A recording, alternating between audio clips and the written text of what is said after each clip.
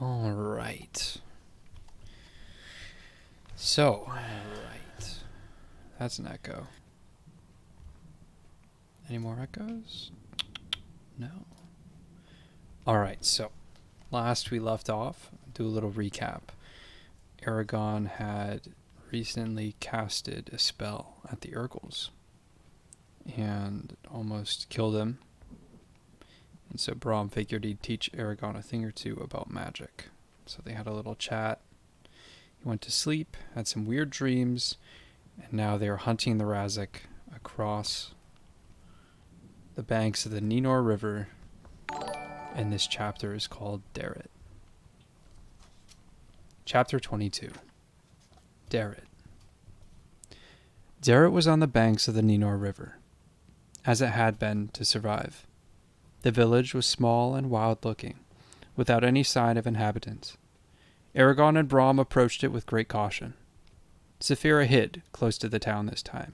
If trouble arose, she would be at their sides within seconds. They rode to Daret, striving to be silent. Braum gripped his sword with his good hand, eyes flashing everywhere. ERAGON kept his bow practically drawn as they passed between the silent houses, glancing at each other with apprehension. "This doesn't look good," commented ERAGON to Saphira. She did not answer, but he felt her prepared to rush after them. He looked at the ground and was reassured to see fresh footprints of children. But where were they? Braum stiffened as they entered the center of Daret and found it empty. Wind blew through the desolate town, and dust devils swirled sporadically. Braum wheeled Snowfire about. "Let's get out of here. I don't like the feel of this." He spurred Snowfire into the gallop. ERAGON followed him, urging Caddock onward. They advanced only a few strides before wagons toppled out from behind houses and blocked their way. Caddock snorted and dug in his hooves, sliding to a stop next to Snowfire. A swarthy man hopped over the wagon and planted himself before them, a broadsword slung at his side and a drawn bow in his hands. ERAGON swung his bow up and pointed it at the stranger, who commanded, "Halt! Put your weapons down. You're surrounded by 60 archers. They'll shoot you if you move." As if on cue, one of the men stood up from the roofs of the surrounding houses. "Stay away, Saphira," cried ERAGON. "There are too many. If you come, they'll shoot you out of the sky. Stay away." She heard, but he was unsure if she would obey. He prepared to use magic. "I'll have to stop the arrows before they hit me or Braum." "What do you want?" asked Braum calmly. "Why have you come here?" demanded the man. "To buy supplies and hear the news. Nothing more. We're on our way to my cousin's house in Drasleona." "You're prettily heavily armed." "So are you," said Braum. "These are dangerous times." "True." The man looked at them carefully. "I don't think you mean us ill, but we've too many encounters with Urgles and bandits for me to trust you on your word alone." "If it doesn't matter what we say, what happens now?" countered Braum. The men on top of the houses had not moved, but their very stillness, ERAGON was sure that they were either highly disciplined or frightened for their lives. He hoped it was the latter. "You say you only want supplies. Would you agree to stay here a while we bring you what you need, then pay us and leave immediately?" "Yes." "All right," said the man, lowering his bow, though he kept it ready. He waved at one of the archers, who slid to the ground and ran over. "Tell him what you want." Braum recited a short list, and then added, "Also, if you have a pair of spare gloves that would fit my nephew, I'd like to buy those too." The archer nodded and ran off. "The name's Trevor," said the man, standing in front of them. "Normally I'd shake your hand, but under the circumstances, I think I'll keep my distance. Tell me, where are you from?" "North," said Braum. "But we haven't lived in any place long enough to call it home. Have Urgles forced you to take these measures?" "Yes," said Trevor, "and worse fiends. Do you have any news from other towns? We receive word from them rarely, but there have been reports that they have also been beleaguered." Braum turned grave. "I wish it wasn't our lot to bring you these tidings. Nearly a fortnight ago, we passed through Yezuak. and found it pillaged. The villagers had been slaughtered and piled together. We would have tried to give them a decent burial, but 2 Urgals attacked us. Shocked, Trevor stepped back and looked down with tears in his eyes. Alas, this is indeed a dark day. Still, I don't see how 2 Urgals could have defeated all of Yazwek. The people there were good fighters. Some were my friends. There were signs that a band of Urgals had ravaged the town, stated Brom. I think the ones we encountered were deserters. How large was the company? Brom fiddled with his saddlebags for a minute. Large enough to wipe out Yazwek, but small enough to go unnoticed in the countryside. No more than 100, no less than 50. If I'm not mistaken, either number would prove fatal to you. Trevor wearily agreed. You should consider leaving, Brom continued. This area has become far too perilous for anyone to live in peace. I know, but the people here refuse to consider moving. This is their home as well as mine, though I have only been here a couple of years, and they place its worth above their own lives. Trevor looked at him seriously. We have repulsed individual Urgals, and that has given the townspeople a confidence far beyond their abilities. I fear that we will all wake up in the morning with our throats slashed. The archer hurried out of the house with a pile of goods in his arms. He set them next to his horses, and Brom paid him. As the man left, Brom asked, Why did you choose to defend Daret? Trevor shrugged. I was in the king's army for some years. Brom dug through the items, handed ERAGON the pair of gloves, and packed the rest of the supplies into their saddlebags. ERAGON pulled the gloves on, being careful to keep his palm facing down, and flexed his hands. The leather felt good and strong, though it was scarred from use. Well, said Brom, as I promised, we will go now.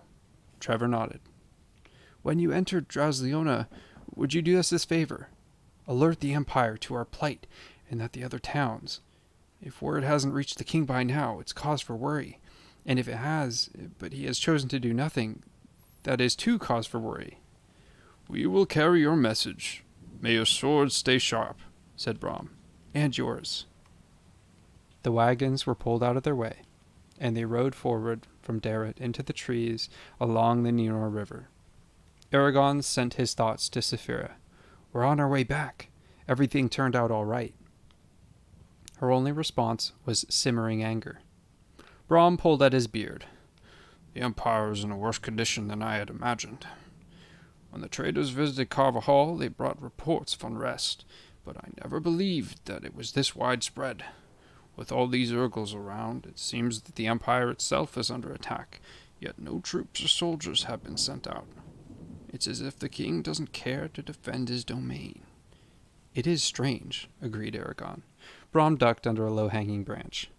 Did you use any of your powers while we were in Daret? There was no reason to. Wrong, corrected Brom. You could have sensed Trevor's intentions. Even with my limited abilities, I was able to do that. If the villagers had been bent on killing us, I wouldn't have just sat there. However, I felt there was a reasonable chance of talking our way out, which is what I did. How could I know what Trevor was thinking? Asked ERAGON. Am I supposed to be able to see into people's minds? Come now, chided Brom. You know the answer to that.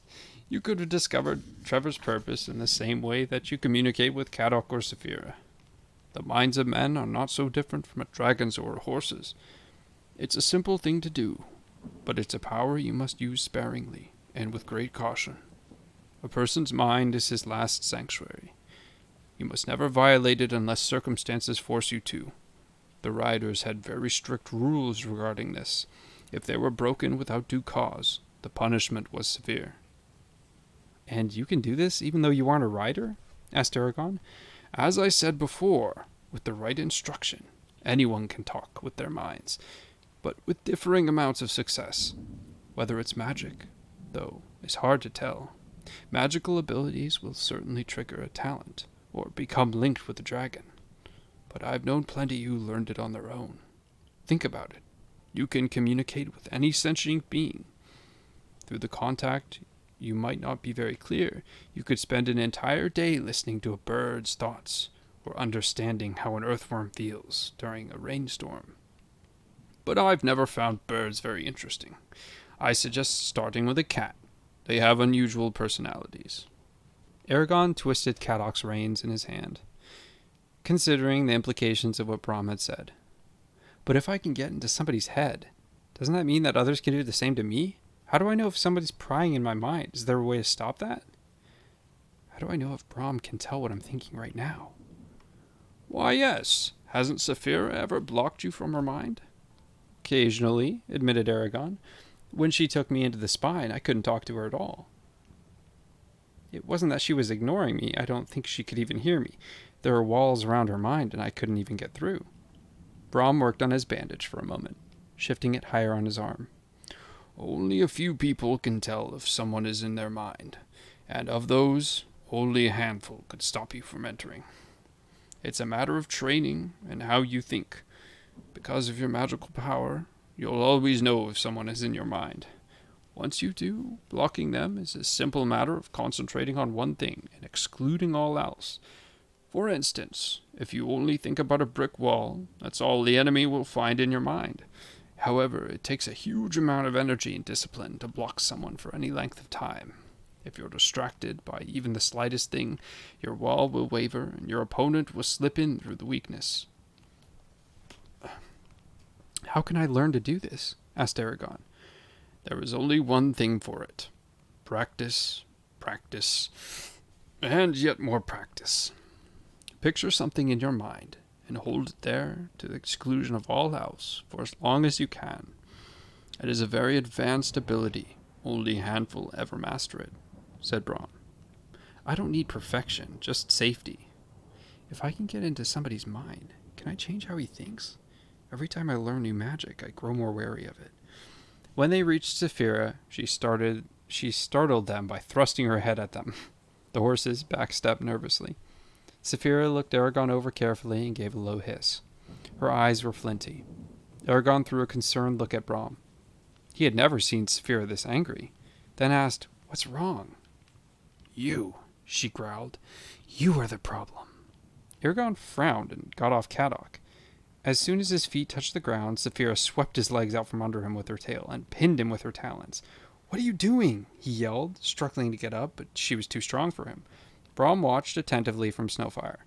Saphira swung her head over Eragon until they were eye to eye. He squirmed under her unwavering glare. "You. Every time you leave my sight, you get into trouble. You're like a new hatchling, sticking your nose into everything. And what happens when you stick it into something that bites back? How will you survive then? I cannot help you when I'm miles away. I've stayed hidden so that no one would see me, but no longer. Now it may cost you your life." "I can't understand why you're so upset," said Eragon. "But I'm much older than you, can take care of myself. If anything, you're the one who needs to be protected." She snarled and snapped her teeth by his ear. "Do you really believe that?" she asked. "Tomorrow you will ride me, not that pitiful animal you call a horse, or else I will carry you in my claws. Are you a dragon rider or not? Don't you care for me?" The question burned in Eragon, and he dropped his gaze. He knew she was right, but he was scared of riding her. Their flights had been the most painful ordeal he had ever endured. "Well?" demanded Brahm. "She wants me to ride her tomorrow," said Eragon lamely. Brahm considered it with twinkling eyes. "Well, you have the saddle. I suppose if the two of you stay out of sight, it won't be a problem." Saphira switched her gaze to him, then returned it to Eragon. "But if you're attacked or there's an accident, I won't be able to get there in time." And Saphira pressed harder on his chest, stopping his words. "Exactly my point, little one." Brahm seemed to hide a smile. "It's worth the risk. You need to learn how to ride her anyway. Think about it this way. With you flying ahead and looking at the ground, you'll be able to spot any traps, ambushes, or other unwelcome surprises." Eragon looked back at Saphira and said, "Okay, I'll do it. But let me up." "Give me your word." "Is that really necessary?" he demanded. She blinked. "Very well. I give you my word that I'll fly with you tomorrow. Satisfied?" "I am content." Saphira let him up, and with a push of her legs took off. A small shiver ran through Eragon as he watched her twist through the air. Grumbling, he returned to Caddock and followed Brom. It was near sundown when they made camp. As usual, Eragon dueled with Brom before dinner. In the midst of the fight, Eragon delivered such a powerful blow that he snapped both their sticks like twigs. The pieces whistled into the darkness, in a cloud of splintering fragments. Brom tossed what remained of his stick into the fire and said, "We're done with these. Throw yours in with as well. You have learned well, but we've gone as far as we can with branches. There is nothing more you can gain from them. It's time you use a blade." He removed Zarok from Eragon's bag and gave it to him. "We'll cut each other to ribbons," protested Eragon. "Not so. Again you forget magic," said Brom. He held up his sword and turned it so that the firelight glinted off the edge. He put a finger on either side of the blade and focused intently, deepening the lines on his forehead. For a moment nothing happened. Then he uttered, "Guloth Don Knifer," and a small red spark jumped between his fingers. As it flickered back and forth, he ran his fingers down the length of the sword. Then he twirled it and did the same thing on the other side. The spark vanished the moment his fingers left the metal. Brom held his hand out, palm up, and slashed it with the sword. Eragon jumped forward but was too slow to stop him. He was astonished when Brom raised his unarmed hand with a smile. "What did you do?" asked Eragon. "Feel the edge," said Brom. Eragon touched it and felt an invisible surface under his fingers. The barrier was about a 1/4 inch wide and very slippery. "Now do the same on Zarok," instructed Brom. "Your block will be a bit different than mine, but it should accomplish the same thing." He told Eragon how to pronounce the words and coached him through the process. It took Eragon a few tries, but soon he had Zarok's edge protected. Confident, he took his fighting stance. Before they started, Brom admonished, "These swords won't cut us, but they can still break bones. I would prefer to avoid that, so don't flail around like you normally do. A blow to the neck could prove fatal." Eragon nodded and struck without warning. Sparks flew off his blade, and the clash of metal filled their campsite as Brom parried. The sword felt slow and heavy to Eragon after fighting with sticks for so long. Unable to move Zarok fast enough, he received a sharp rap to his knee. They both had large welts when they stopped, Eragon more so than Brom. He marveled that Zarok had not been scratched or dented by the vigorous pounding it had received. And that is the end of chapter 22. And I will read chapter 23 after I turn off this music that I recognize has been going on this entire time.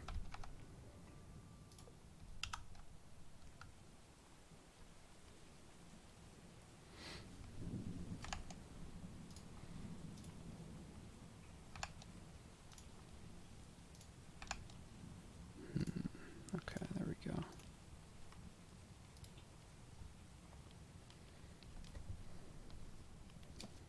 All right.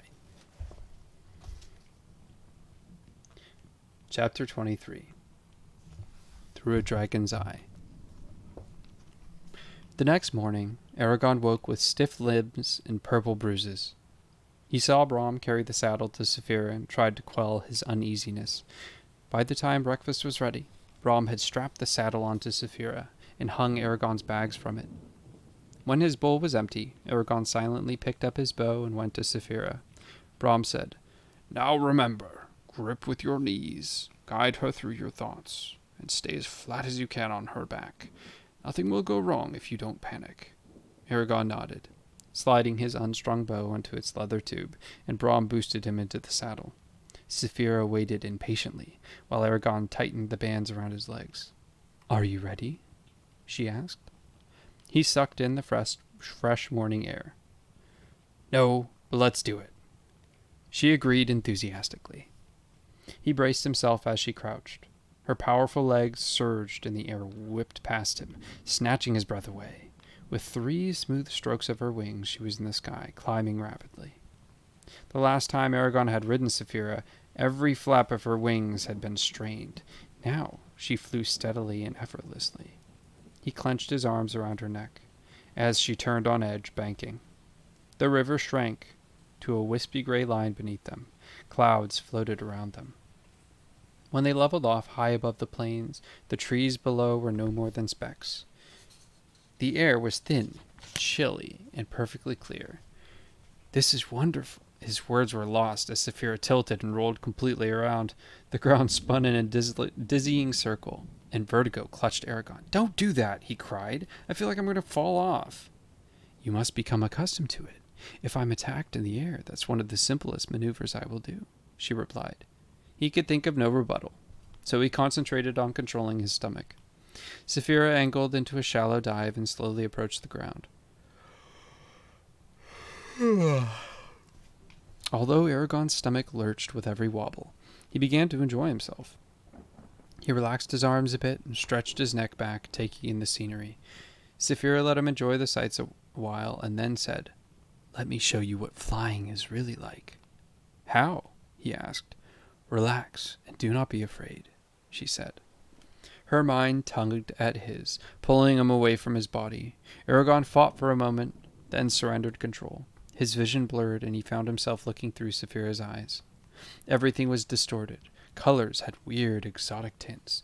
Blues were more prominent now, while greens and reds were subdued. Eragon tried to turn his head and body, but couldn't. He felt like a ghost who had slipped out of the ether.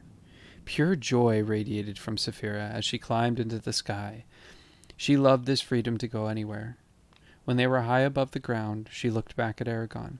He saw himself as she did, hanging onto her with a blank look.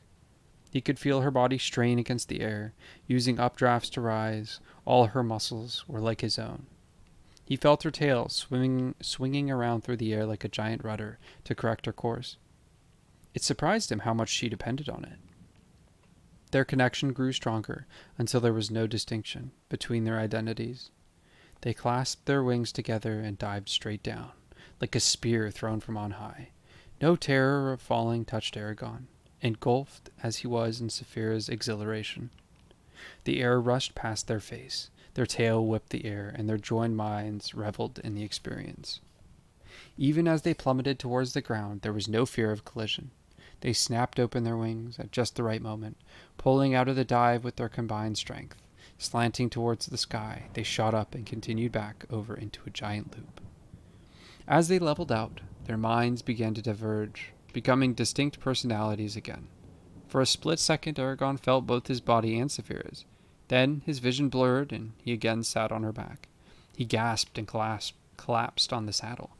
It was minutes before his heart stopped stammering and his breath calmed. Once he had recovered, he exclaimed, "That was incredible! How can you bear to land when you enjoy flying so much?" "I must eat," she said, with some amusement, "but I'm glad that you took pleasure in it." "Those are spare words for such an experience. I'm sorry I haven't flown with you more. I never thought it could be like that. Do you always see so much blue?" "It is the way I am." "Will we fly together more often now?" "Yes, every chance we get." "Good," she replied in a contented tone. They exchanged many thoughts as she flew, talking as they had not for weeks. Saphira showed Eragon how she used the hills and trees to hide, and how she could conceal herself in the shadow of a cloud. They scouted the trail for Brahm, which proved to be more arduous than Eragon expected. They could not see the path unless Saphira flew very close to it, in which case she risked being detected. Near midday, an annoying buzz filled Eragon's ears. He had become aware of a strange pressure on his mind. He shook his head, trying to get rid of it, but the tension only grew stronger.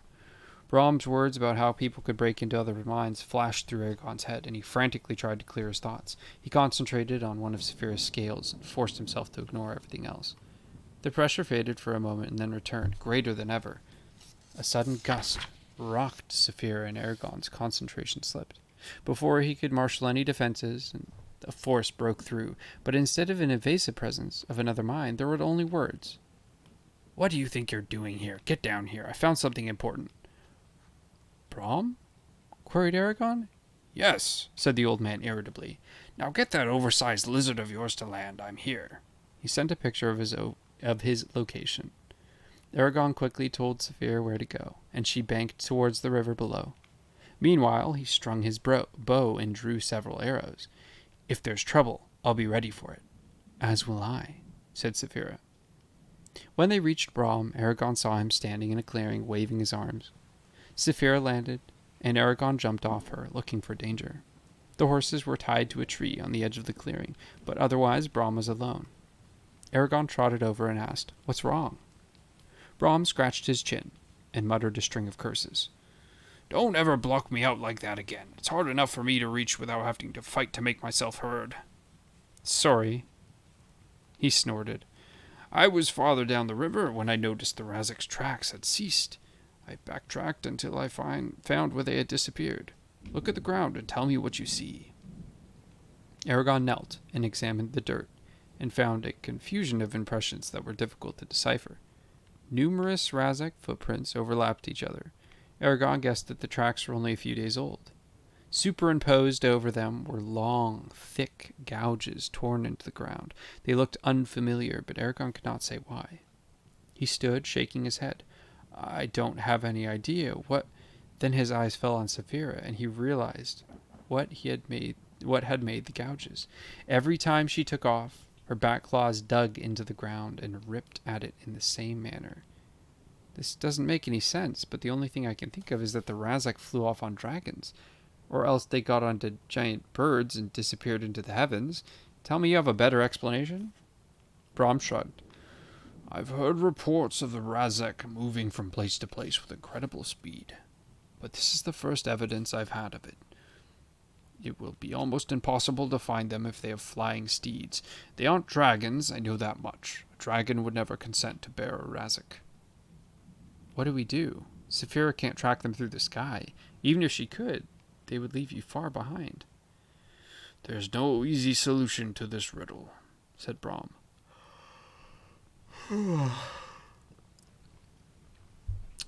"Let's have lunch while we think on it. Perhaps inspiration will strike us while we eat." Eragon glumly went to his bags for food. They ate in silence, staring at the empty sky. Once again Eragon thought of home and wondered what Roran was doing. A vision of the burnt farm appeared before him, and the grief threatened to overwhelm him. What will I do if we can't find the Razak? What's my purpose then? I could return to Carvajal. He plucked a twig from the ground and snapped it between two fingers, or just travel with Brahm and continue my training. Eragon stared out at the plains, hoping to quiet his thoughts. When Brahm finished eating, he stood and threw back his hood. "I have considered every trick I know, every word of power within my grasp, and all the skills we have, but I still don't see how we can find the Razak." Eragon slumped against Saphira in despair. Saphira could show herself at some town, but that would draw out the Razak like flies to honey, but it would be an extremely risky thing to attempt. The Razak could bring soldiers with them, and the king might be interested enough to come himself, which would certainly spell death for you and me. "So what now?" asked Eragon, throwing his hands up. "Do you have any ideas, Saphira?" "No." "That's up to you," said Brahm. "This is your crusade." Eragon ground his teeth angrily and stalked away from Brahm and Saphira.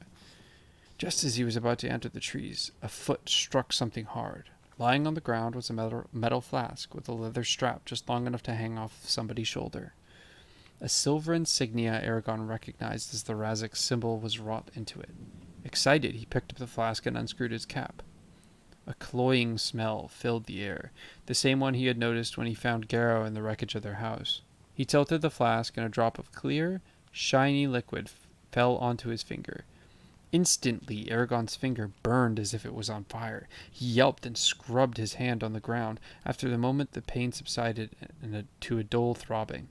A patch of his skin had been eaten away. Grimacing, he jogged back to Brahm. "Look what I found!" Brahm took the flask and examined it, then poured a bit of liquid onto the cap. Eragon started to warn him. "Watch out, it'll burn my skin." "I know," said Brahm. "And I suppose you went ahead and poured it all over your hand.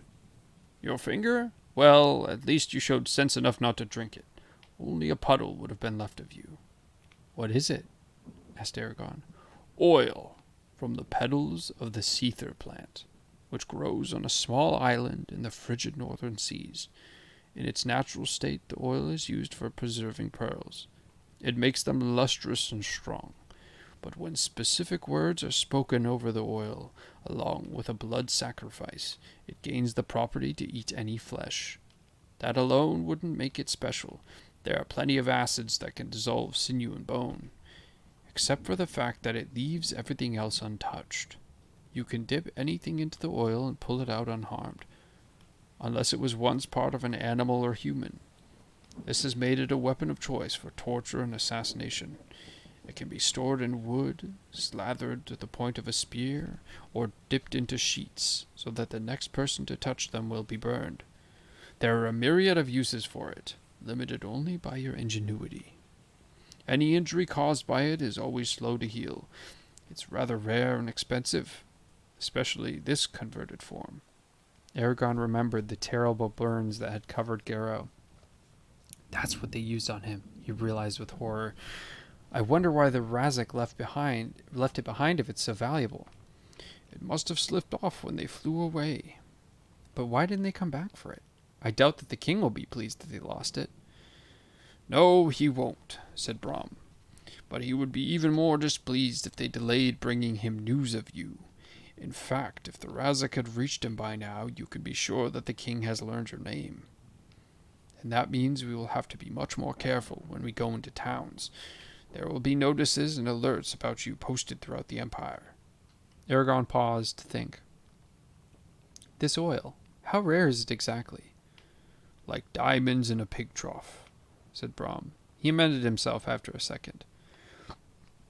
Actually, the normal oil is used by jewelers, but only those who can afford it. So there are people who trade in it? Perhaps one, maybe two. Good, said Eragon. Now, do the cities along the coast keep shipping records? Brom's eyes brightened. Of course they do. We could get into those records and tell us who bought the oil south and where it went from there. And the record of the Empire's purchase will tell us where the Razak live, concluded Eragon. I don't know how many people can afford this oil, but the Empire but it shouldn't be hard to figure out which ones aren't working for the Empire. Genius, exclaimed Brom, smiling. I wish I had thought of this years ago. It would have saved me many headaches. The coast is dotted with numerous cities and towns where ships can land. I suppose that Tirm would be a place to start, as it controls most of the trade. Brom paused. The last I heard, my old friend Geod lives there. We haven't seen each other for many years, but he might be willing to help us. And because he's a merchant, it's possible that he has access to those records. How do we get to Tirm?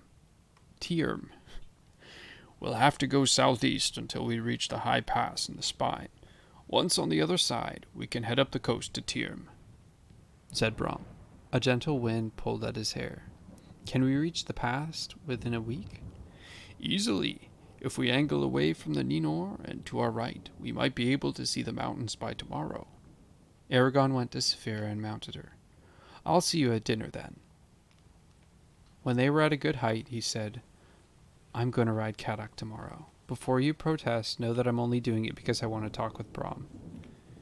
You should ride with him every other day. That way you can still receive your instruction, and I will have time to hunt. You won't be troubled by it? It is necessary. When they landed for the day, he was pleased to discover that his legs did not hurt. The saddle had protected him well from Saphira's scales. Eragon and Brom had their nightly fight, but it lacked energy, as they were both preoccupied with the day's events. By the time they finished, Eragon's arms burned from Zarok's unaccustomed weight. That is the end of chapter 23. The next chapter is A Song for the Road, and I will read that at a later date.